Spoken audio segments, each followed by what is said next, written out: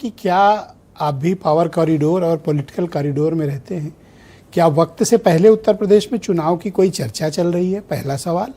और दूसरा, सत्ता पक्ष की और प्रतिपक्ष की तैयारियां कैसी चल रही है, खास तौर पर बीजेपी और समाजवादी पार्टी जो मेन कंटेंडर है? वीरेंद्र जी। देखिए, चुनाव कुछ महीना पहले जैसे मार्च में होता है या फरवरी में होता है तो उसको दिसंबर में कराने की बातें हो रही हैं जी। तो 1 महीना पहले अगर चुनाव होता है तो कोई बड़ी बात नहीं है।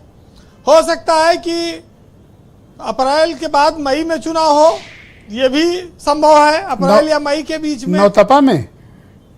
हाँ, तब तक जो है ये जनगणना वाला काम पूरा हो जाएगा। तो ये तो बात देखिए, ठीक है, चुनाव चाहे जब हो। अब जब 6 महीना रह जाता है तो चुनाव क्यों 1-2 महीना आगे पीछे का कोई मतलब तो रहता नहीं है, जब जनवरी फरवरी में चुनाव होते हैं ये यूपी में। अब 7 राज्यों में और चुनाव हैं यूपी के साथ। हो सकता है कि यूपी के चुनाव बीजेपी और सब लोगों की सहमति से पहले हो जाए और 6 राज्यों के चुनाव बाद में हो, तो सारी फोर्स भाजपा अपनी जो है यूपी में लगा लेगी, फिर उसके बाद 6 राज्यों बाद में लड़ने जाएगी। अब बात आती है कि तैयारी क्या है। तैयारी नहीं, मुकाबला सीधा है। भाजपा और सपा 2 ही पार्टियां हैं उत्तर प्रदेश में बड़ी। एक बीजेपी के साथ गठबंधन में कुछ दल हैं और दूसरे में सपा के साथ गठबंधन में कुछ हैं और कुछ आएंगे। तो ये समीकरण बनेंगे अभी जी।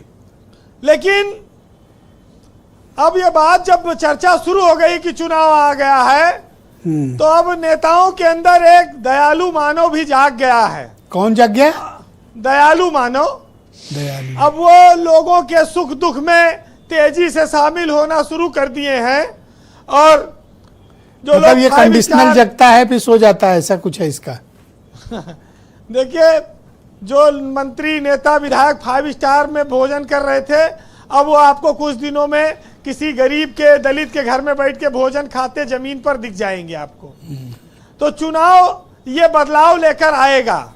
और जहां तक टिकट का मसला है, तो जब तक टिकट नहीं कटा है तब तक तो अपनी पार्टी के लिए खून भी बहा देंगे। और जैसे टिकट कटा, जो विपक्षी पार्टी को डूबता जहाज कहने लगे, वही विपक्षी पार्टी में जाके उसको सबसे बड़ी राष्ट्रभक्त पार्टी बताएंगे जी। अब ये सब दौर आने वाला है जी।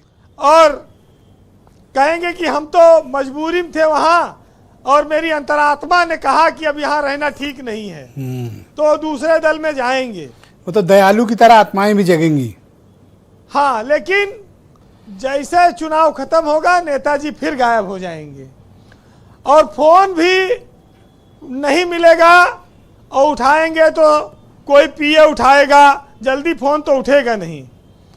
देखिए, सीधा चुनाव से मेरा तात्पर्य सिर्फ इतना है कि बसपा को कहीं नकारा नहीं गया है, लेकिन बसपा की जो तीसरे दल की स्थिति है, वो एक लोकसभा चुनाव में जो परसेप्शन बना कि वो डरी हुई पार्टी है और वो विपक्ष को, खासतौर से समाजवादी पार्टी के प्रत्याशी देखकर चुनाव लड़ा रही है, तो ये मैसेज जो गया था कि वो बीजेपी से डरी हुई है, वो अभी मैसेज हटा नहीं है। और मायावती को अगर उत्तर प्रदेश में आगे बढ़ना है तो उनको ये आरोपों को खारिज करना होगा। उनकी तैयारी वोट बैंक बचाने की होनी चाहिए। चुनाव जीतना तो बात की बात है और उनके वोट बैंक पर सेंधमारी दोनों कर रहे हैं। अरे आपके कहने पे आ जाए, एक झंझट मोल ले लें फालतू में। अब देखिए, बीजेपी के पास बहुत संगठन बड़ा है, संसाधन है, बहुत नेता हैं, जातीय आधार पर हैं। बीजेपी ने जब से बंगाल का चुनाव जीता है उसका मनोबल भी काफी ऊंचा है और अब वो उनके समर्थक चाहे जो करें, लेकिन वो तैयारी में हैं और वो चुनाव के लिए हमेशा तैयार भी रहते हैं। बीजेपी के एक बहुत बड़ा वर्ग आशान्वित है कि वो उत्तर प्रदेश में फिर सरकार बनाएगा, चुनाव चाहे जब हो। उनको समीकरणों पर, मोदी और योगी की उपलब्धियों पर तमाम भरोसा है और उससे ज़्यादा भी भरोसा हिंदू और मुसलमान पर है कि ये वाला कार्ड तो चलेगा चलेगा, फिर हमारे पास बहुत सारे तर्कस में तीर हैं। वैसे इस देश की जनता भी बड़ी भुलक्कड़ है, 4 दिन में सारी बातें भूल जाती है और फिर अपनी जात और फिर अपना वही हिंदू और मुस्लिम वही कार्ड चलता है। तात्कालिक मुद्दे उसे प्रभावित करते हैं। ब्रजेश जी, जो SIR हुआ था, शहरों में बहुत वोट कटा, वोट तो कटा, लेकिन बीजेपी ने क्या मेकअप कर लिया है उसको, और समाजवादी पार्टी या कांग्रेस को जो फायदा होना था वो मिल पाएगा?